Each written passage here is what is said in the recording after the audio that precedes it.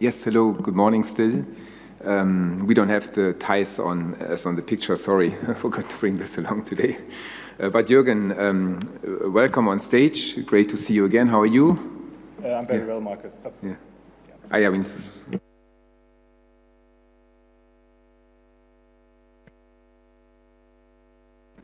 now it works. Okay. Good morning, everybody. Thank you, Marcus, for having me on stage today. I'm very well, thank you, and it's good to see you again.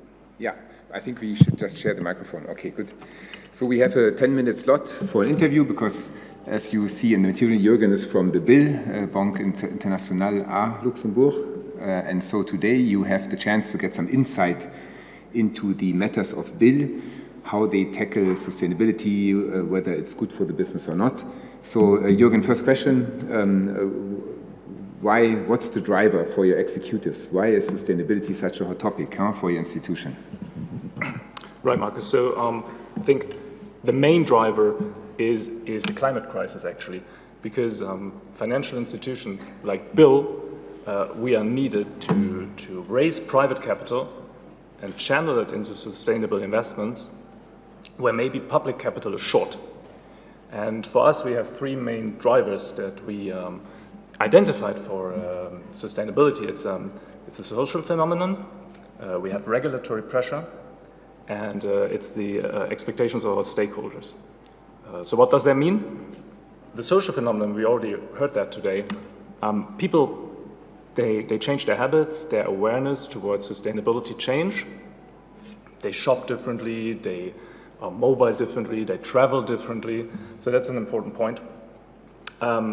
We have pressure from the regulator that says, okay, you don't need to be green, we don't force you, but you need to be transparent in what you're doing. And of course, our stakeholders, we conducted several surveys, and the vast majority thinks, okay, it's a really important topic, you need to take care of that.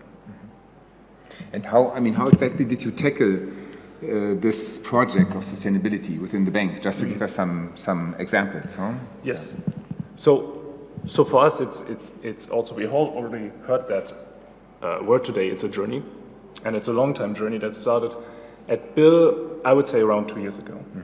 And so we have developed a sustainability strategy, which is based on the UN principles of responsible banking and on the feedback of our shareholders and stakeholders. And we came up with 4 pillars. And one is sustainable governance, so that we adapt our structure to address ESG topics. It's about sustainable products and services as the second pillar, so that we have products that create value for the client, but also make a difference, an impact. Thirdly, being a responsible employer, so to create a safe and healthy environment for our employees, where they can live up to their potential. And lastly, to have this positive impact. So right now, what we are doing, we are focusing on local initiatives here in Luxembourg to support local communities with our knowledge, also with money. And there are various initiatives for all the 4 pillars. And as BIL is taking this very seriously, we have created an own dedicated department for sustainable development. Very good. I mean, this is all sounds good, but still very general. So I need to push you again to give us some just maybe concrete examples of the initiatives which you have undertaken to move more into the sustainability. Right. So we have, we came up with an investment framework, a responsible investment framework, where we have an exclusion and an inclusion policy. So we exclude now, like, investments in thermal coal, for instance, in controversial weapons. The integration policy is just the opposite, so where do we want to be invested? And this is something, we both come from the fund industry, so we have, at BIL, we have a management company, BIL Manage Invest, that is also, when managing funds, fully adopting this principles. We have launched products which have received the Lux Flag ESG label, so we have BIL Invest funds that have already received that label.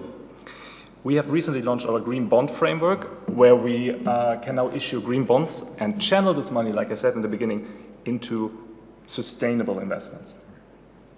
And a very important topic for us is training.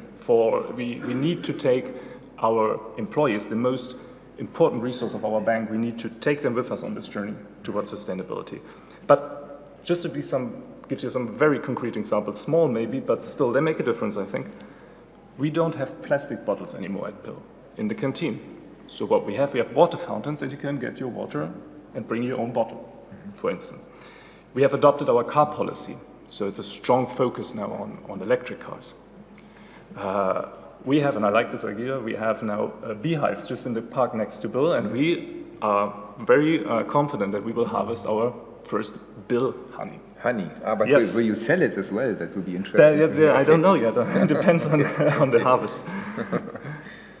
Good. Okay. So very good. So some concrete examples were given. So Jürgen followed the question. Very good. And now one question where we also have the title, of course, growth. Will ESG help for the growth from your stakeholders? Huh? You talked a bit about your funds already, but also stakeholders, business partners. Right. Do you see the growing demand that they are more and more challenging, whether you comply or follow the rules of sustainability, maybe going even farther than required by the law? And does it also help for you to grow the business a little bit? Huh? Or, yeah. Right. So what we see, it's an important topic for our client, but we see that the demand is more from institutional clients than from private clients. For private clients, we have to say it's kind of restrained for the moment. This may change because the regulator will, from fall this year, they will ask us we need to ask then clients, do you A, want to invest into ESG compliant products, and B, if you like to, what percentage do you want to allocate? So this is where we see it's more the institutional clients. We also see that in the investment fund business, where we see that initiators for alternative investment funds, and that's also the feedback that I got from BMI, they are strongly demanding this. So there's there's potential for growth. What we also see, if we go away from clients to other stakeholders, for instance, what we strongly see is when we go into job interviews with young talents that apply at Bill, and they explicitly ask, okay, what is your stance to sustainability, to ESG? And if we want to attract these young talents at Bill and to retain them and to be their employer of choice, it's definitely a topic that we need to address. Yeah, that's good to see, because it's both sides. Client side where you use the new rules to also comply, and of course then also more investments will follow, but also for the human HR side, so to say, to have people who are already aware of the topic before they even start to work. I mean, that's very good. And not only the salary expectations, but they also look into ESG very well. Okay, let me check. Yeah, last question, huh? And this one is a bit the same as I asked also on the panel early this morning. So where do you see as Bill the challenges to further move into the sustainability framework? Huh? Is it, today, this morning, here Sandra and the others said it's going to be more challenges moving forward. I think you probably share that view as well. What do you see, or what is Bill seeing there? Absolutely, and I think I'm going to repeat a little bit what has been said this morning. So generally speaking, for us, it's a journey towards sustainability. It's a long-term project. We're still not there where we want to be. It is a process that encompasses everyone and everything at Bill. It's not that you can just flip a switch and tomorrow you're green. That doesn't happen.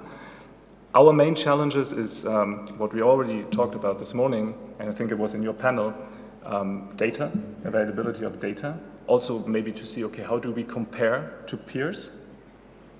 It's how to develop the right skill set to address these ESG topics. And also finding the right pace. So you definitely do not want to move too slow, but also not too fast, because sometimes it's not clear what is the goal or where do we need to be. But I'm convinced that we at Bill, we're on the right track. We launched various initiatives on a larger and on a smaller scale, and we are quite excited to be part of this journey, and exciting times. Very good. That's good that your team is motivated. Very well. Okay, thank you very much, Jürgen. I think we covered all the questions. We have 10 seconds left. Maybe one idea, something that's on my mind, sorry we didn't talk about beforehand, but if we look at our initiatives for the future, how to bring more sustainability to the companies and to society. I read an interesting book recently. It's called The Ministry of the Future. So I don't know if people here read already. Barack Obama said last year it's the most important book of the year, last year. So I can recommend you to read it. It shows some interesting, innovative ways how to move forward with our planet and how to make it more sustainable and why. So this is Ministry of the Future. I can send it to you, Marco, later on, and you can distribute it. So really interesting and a nice piece to read, and also to look back, or to have a setback and to look at everything from a different perspective. Yeah, because time is running up. Huh? Okay, true. Very good. Thank you very much, Jürgen. Thank you very much. And Thank you. yeah, handing over to the next panel. Huh? Thank you.